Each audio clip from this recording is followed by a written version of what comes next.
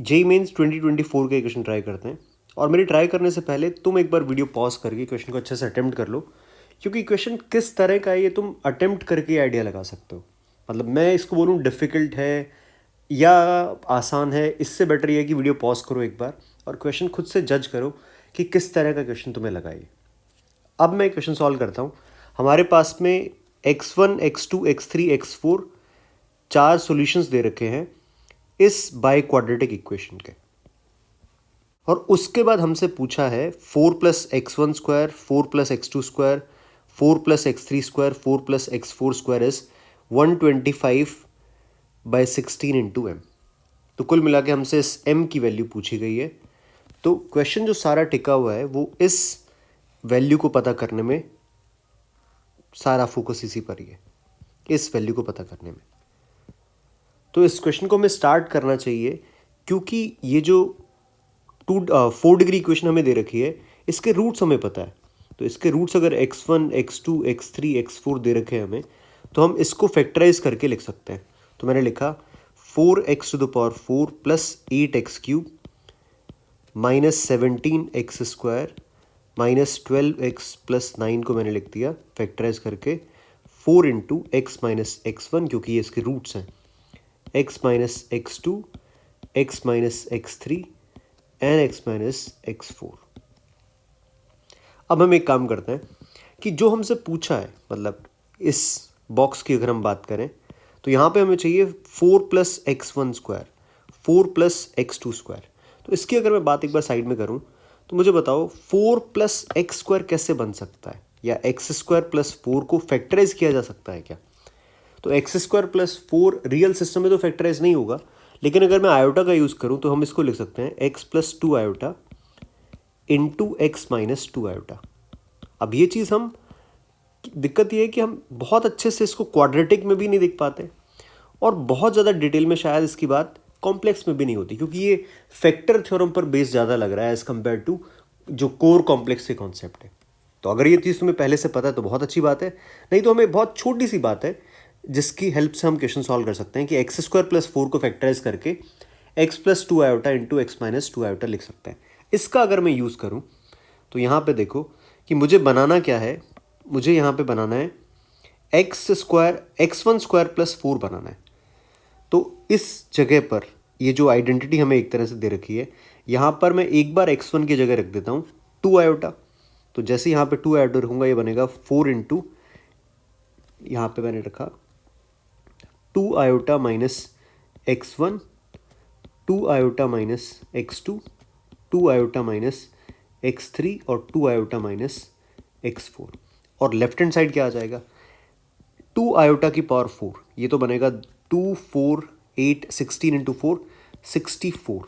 और 8x cube में अगर मैं x को 2 आयोटा रखूँगा तो ये बनेगा 64 माइनस 64 आयोटा।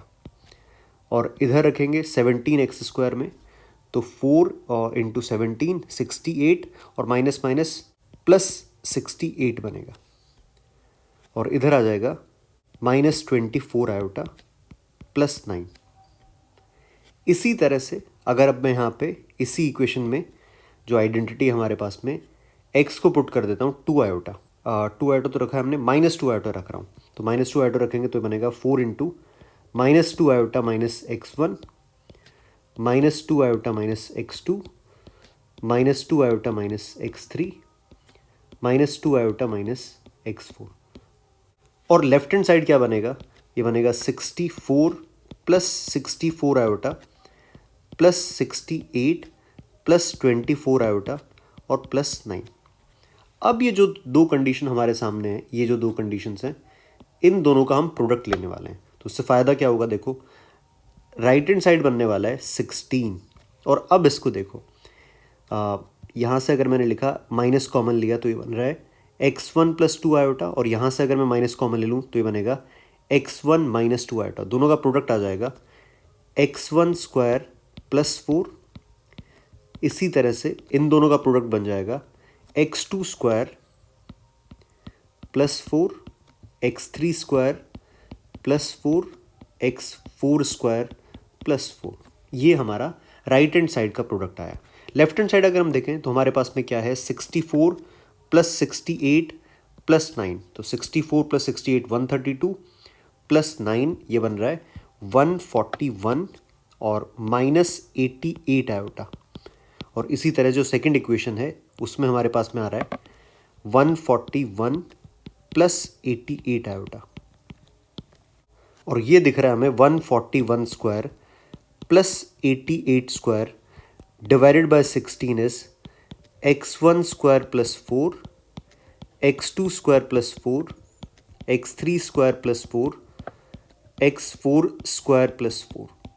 अब बात है कि हमने ऑलमोस्ट सारा कॉन्सेप्ट इस पे लगा दिया है, क्वेश्चन ऑलमोस्ट सॉल्व हो चुका है, पर फिर भी कैलकुलेशन बाकी है कि हमें जो पूछा है ध्यान से देखा जाए, ये जो x1 square plus 4, x2 square plus 4, x3 square plus 4 and x4 square plus 4 है, वो दे रखा है हमें 125/16 m। इसकी जगह अगर मैं रख दूं यहाँ पे, ये लिखा मैंने 125/16 m। अब हमें थोड़ी मेहनत करनी है, तो 141 स्क्वायर हमें पता करना है, तो यहाँ पे मैं लिख रहा हूँ 141 इंटू 141, ये बन रहा है 141 इंटू 4 6, और इधर आ जाएगा 5, और फिर बन रहा है हमारे पास में 141, ये बन रहा है 18891। और इसी तरह से मुझे चाहिए 88 का स्क्वायर भी। अब ये मल्टीप्लाई करना है हमें, तो ये बन रहा है 4704 इंटू 407, इधर आ रहा है हमारे पास में 4477। तो अब मैं इन दोनों को अगर इक्वेट करता हूँ, इसको यहाँ से इक्वेट करें, तो सबसे पहले तो 16 कैंसिल आउट कर देते हैं हम यहाँ से, और उसके बाद में 141 स्क्वायर हमने पता कर ही लिया है, तो ये बन रहा है 198817744, ये बन रहा है 521672, 27625 डिवाइडेड बाय 125 इज m। इसको हम कैंसिल कर देते हैं 25 से, बनेगा 1105 डिवाइडेड बाय 5, और ये कैंसिल हो रहा है 221 पर, तो यहाँ से m आ जाएगा 221। तो ये कॉन्सेप्चुअली अच्छा क्वेश्चन है, और बहुत मुश्किल कोई कॉन्सेप्ट यूज़ नहीं हो रहा। फैक्टर थ्योरम का यूज़ कर रहे हैं, और थोड़ा सा हम यूज़ कर रहे हैं कॉम्प्लेक्स का, कि हमें एक्स स्क्वायर प्लस 4 बनाने के लिए फैक्टराइज करना पड़ा x plus 2 iota into x minus 2 iota, और उसके बाद हाँ मतलब मल्टीप्लाई करने में हमारे को मेहनत तो लगी थोड़ी, और फिर जाके हमारा आंसर आया। तुम्हारा आंसर ये पहली बार में सही आया था, ये मुझे बताओ कमेंट सेक्शन में।